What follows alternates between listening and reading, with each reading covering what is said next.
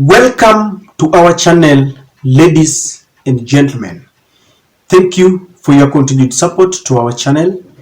If you are watching us for the first time, kindly hit the subscribe button, click the notification bell, and like our videos.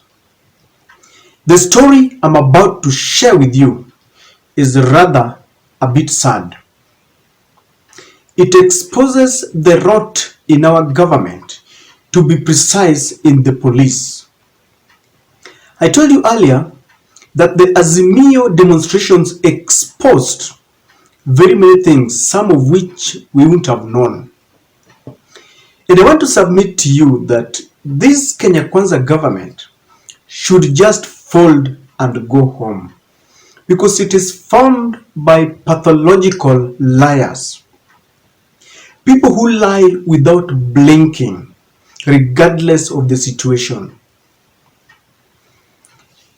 A few weeks ago, NTV, one of the media stations in Kenya, exposed lies within the DCI's office. Because the DCI went and retrieved certain videos and photos way back from 2008, after the 2007 elections, and there was post-election violence. And he portrayed those videos and pictures as Azimio marauding youths who are causing mayhem in the country. Were it not for the exposure from our good media,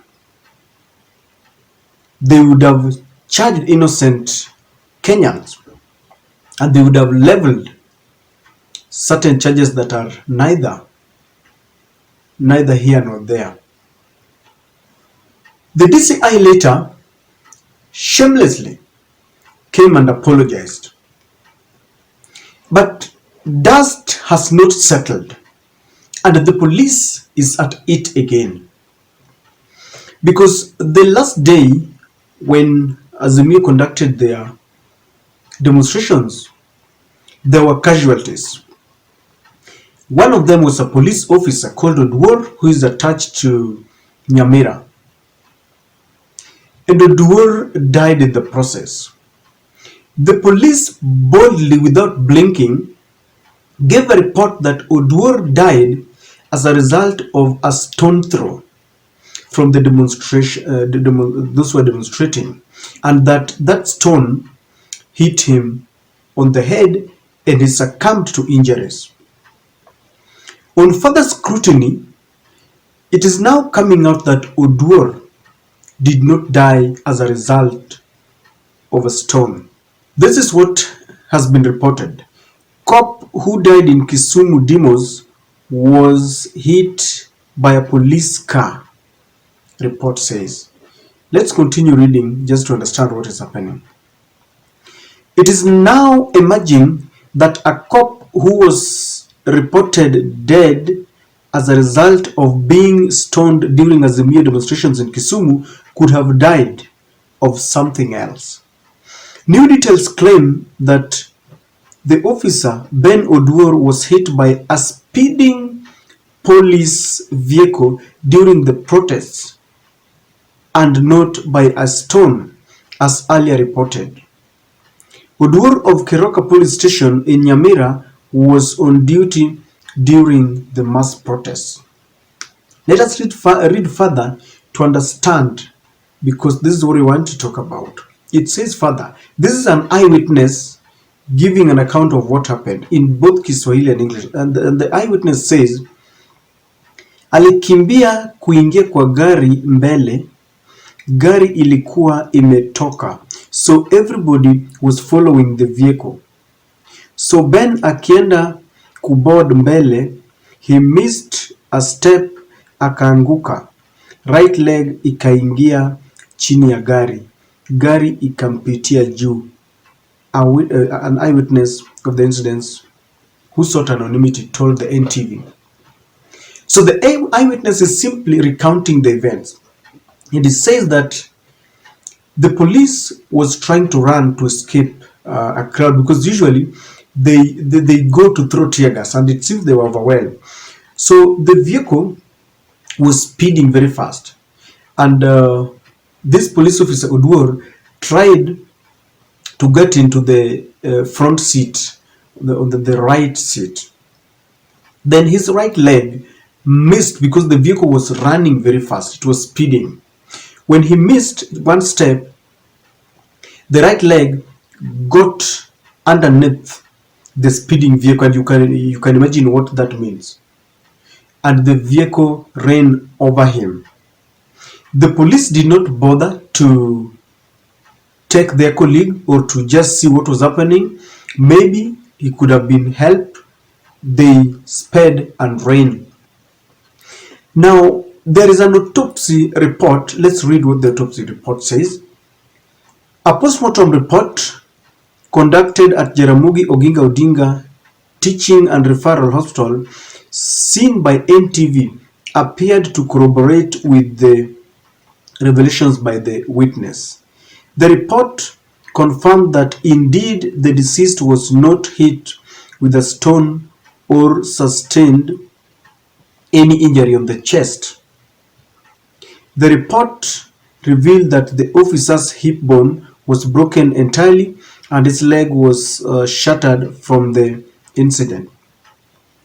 NTV further said a family source also revealed to them that the deceased phone, which was in his pocket, was also broken and shattered.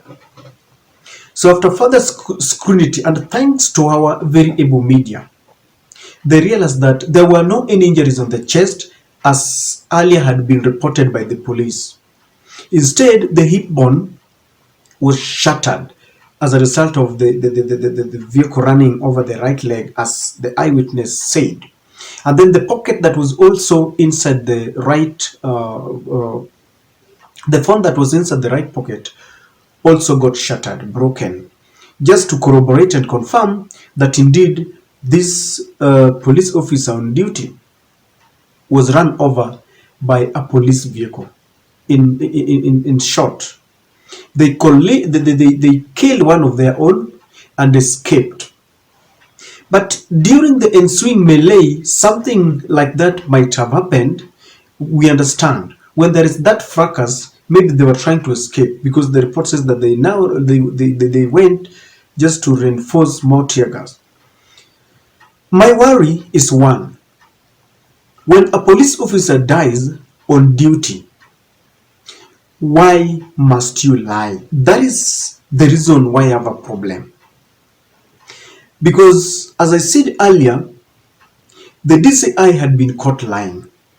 And I told you that this government is made up of pathological liars. We have leaders who can lie, quoting wrong Bibles, and they don't blink. I'm telling you.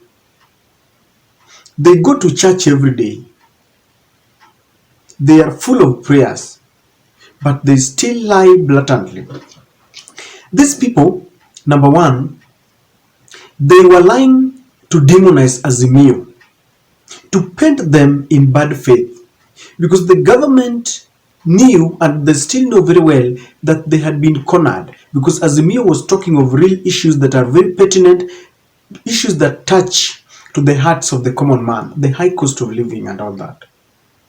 But they were crafting a plan to ensure that Azimio is painted as if they are full of goons, and that is why they were lying. So they can do that to their colleague. You can imagine the kind of government that we have. They can do that to a colleague and level unnecessary charges and lies in the common man, just to ensure that Raila and the Azimio is painted in negativity. They also wanted a reason to call off these matters, because they knew very well that if someone is killed, if they claim that a police officer was killed, then people will start crying out to Raila Odinga to stop these mandamanos. Remember when the president gave the State of the Nation, and he was giving the aftermath of the mass action, he claimed that a police officer was killed. And this is very, very wrong to lie. They are also lying here to cover up their negligence and recklessness in the way they handled their colleague.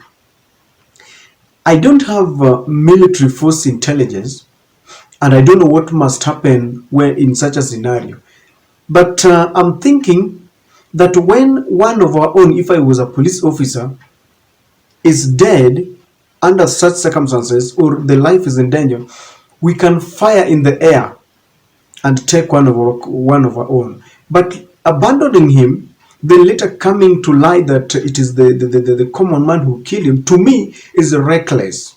To me, that is not very right. And that is why they are lying. The narrative that they wanted to run, that Azimio is full of goons, backfired on them. Because the government side was seen to be full of goons. Goons who went and invaded Uhuru's land.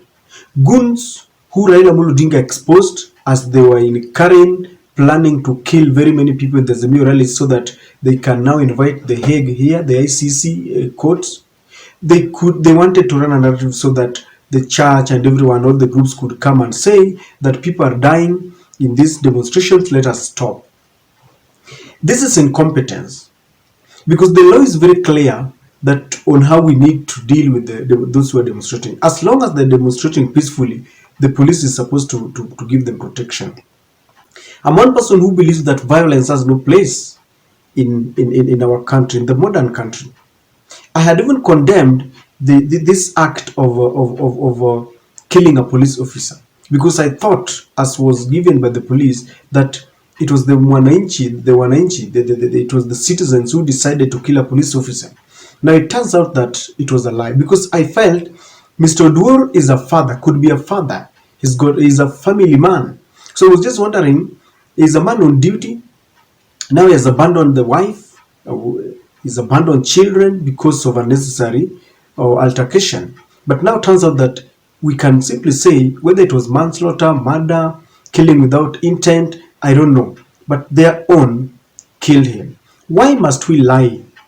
And you see, the more we lie, the more we lose trust. The government is losing trust. We will no longer trust the police. We will no longer trust the DPP. We will no longer trust the DCI. We will no longer trust the national government. We need to create a scenario where we can trust and believe whatever the government says. But at this rate, when you lie less than 2 weeks, you give another big lie, yet this is someone who is dead. It's very painful. And I mean, it's so wrong. This is where we are headed if William Ruto is still playing games, because it seems they don't see the seriousness in it. This is where people are headed. You've seen several videos going viral where the common man overpowers the police and they run after them. You've seen WhatsApp chats, leaked WhatsApp chats, that simply shows that the police is divided in the middle. Ladies and gentlemen, if it were not for the media, where would we be? No wonder they wanted to shut down the media, because they knew the media will expose much of this. NTV, that was a good one. Ladies and gentlemen, I don't know what to think, but this is very wrong.